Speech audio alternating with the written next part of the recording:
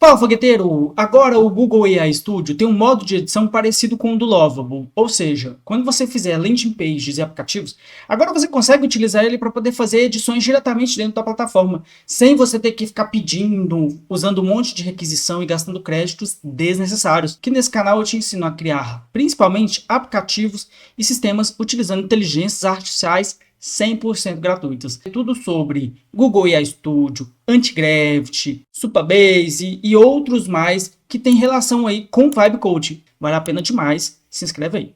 Então é isso, sem mais delongas, meu nome é Robson Oliveira, se você não me conhece, bora pro vídeo. Olha que da hora, agora o Google AI Studio tem um modo de edição. Eles até colocam aqui na tela inicial, assim que você entra, eles já tinham um modo Focus Mode aqui, mas que era uma baita de uma bela porcaria, que não funcionava para absolutamente nada, porque quando você fazia as edições, ele simplesmente não respeitava essas edições e te deixava na mão, não é?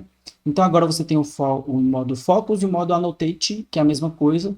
Vamos testar aqui essa ferramenta para entender melhor como ela funciona. Eu clico aqui em Next para poder visualizar isso aqui. Ele mostra para a gente como que é possível fazer as edições. Consigo, por exemplo, fazer edição de imagem, informação. Isso é muito bom porque vai melhorar muito aí a nossa experiência na hora de fazer, por exemplo, aplicativos, sites, sistemas. Muito bom, não é verdade? Você deve se inscrever no canal aí, tá? Que eu falo muito sobre esse assunto. Então, nesse caso, eu até já havia meio que feito um vídeo aqui falando sobre isso. Eu vou abrir um aplicativo aqui e aí nós vamos editá-lo. Para usar ele é bastante simples. Aqui, ó, ele antes estava desse lado aqui, então agora ele está aqui desse lado direito superior. Clica aqui. Isso aqui pode mudar de lugar daqui a pouco de novo, tá? Porque eles estão sempre testando essa porcaria. Enfim. Você então, quando você passa o mouse aqui em cima, ele dá para você indicação de onde que você está mexendo.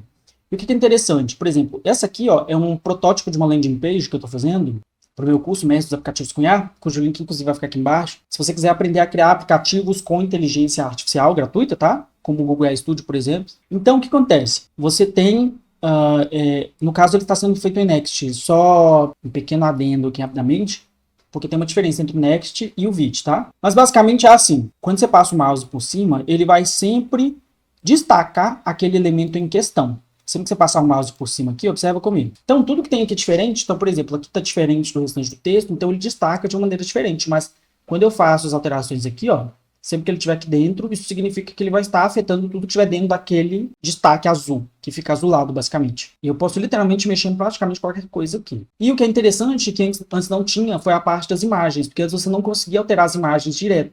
Então, por exemplo, na hora que eu clico aqui, eu simplesmente venho aqui, ó, em Regenerate Imagem. Eu posso colocar uma imagem, por exemplo, no meu computador. Colocar uma imagem de exemplo aqui só para você entender. Ele coloca aqui, é mais fácil eu colocar aqui, que vai ficar um pouco mais fácil. Aqui vai ficar uma imagem maior. Tem que clicar aqui. Tudo que eu clico, inclusive, aqui do lado esquerdo, ele já vai aparecendo para mim, né, para fazer as alterações depois. Deixa eu alterar a imagem. Clico aqui, vou selecionar essa imagem aqui, por exemplo, ó.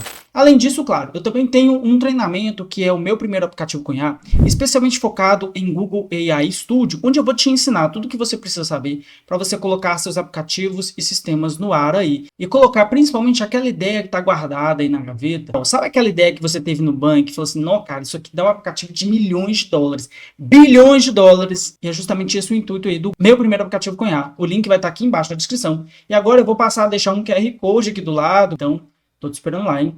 Clica aí, vai valer muito a pena, eu tenho certeza. Consigo fazer alterações, por exemplo, em tamanho, fonte, cores e tudo mais. Como é que funciona? Na hora que eu clico aqui, ele vai aparecer uma barra aqui embaixo, que é uma barra em que eu vou ter basicamente aquelas configurações. Pensa que você, por exemplo, talvez não tenha tanta experiência com programas gráficos como Photoshop, Illustrator. Pensa que você está utilizando um Paint da vida. No Paint você não conseguia fazer as edições. No próprio Word ou Excel você também consegue fazer edições de diagramação simples mesmo.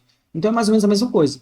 Clico aqui, por exemplo, para alterar a cor. Esse aqui seria o background color, tá? Ele vai mexer na cor de fundo. Por enquanto, a gente ainda não vai mexer nisso. Vamos focar aqui na parte de texto, que é o seguinte. Você tem aqui, ó, o estilo de texto. Você consegue selecionar aqui algumas fontes. Eu acho que ele ainda não te permite, por exemplo, colocar fontes diferentes, mas nesse caso aqui, eu vou deixar aqui como está mesmo. Vou colocar uma fonte diferente só para você entender. Sempre que eu faço alguma edição aqui, eu posso, por exemplo, clicar aqui, ó, no Undo. Quando eu clico nesse Undo, eu vou aumentar um pouquinho mais aqui, ele volta para aquela configuração que estava anteriormente. Então, além da parte de texto, que seria a diagramação normal mesmo, eu tenho aqui, por exemplo, o estilo. Posso colocar, por exemplo, ele em estilo itálico. Posso colocar ele com grifado e com tachado. Coisa simples. Alinhamento esquerda, central, direita, justificar. Tamanho que eu posso aumentar também. diminuir. E toda vez que eu mexo em alguma coisa, aqui do lado esquerdo, ele vai mostrar para mim exatamente o que está sendo mexido aqui. Tá? Para que no final eu consiga dar o submit aqui para ele finalizar.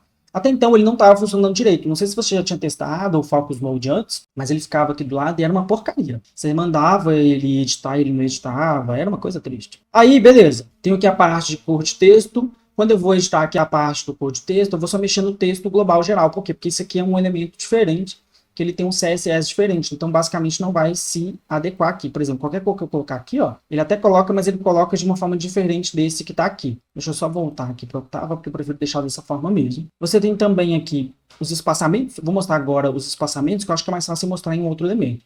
Por exemplo, aqui, ó, eu não tenho nenhuma borda. Vou selecionar ele aqui.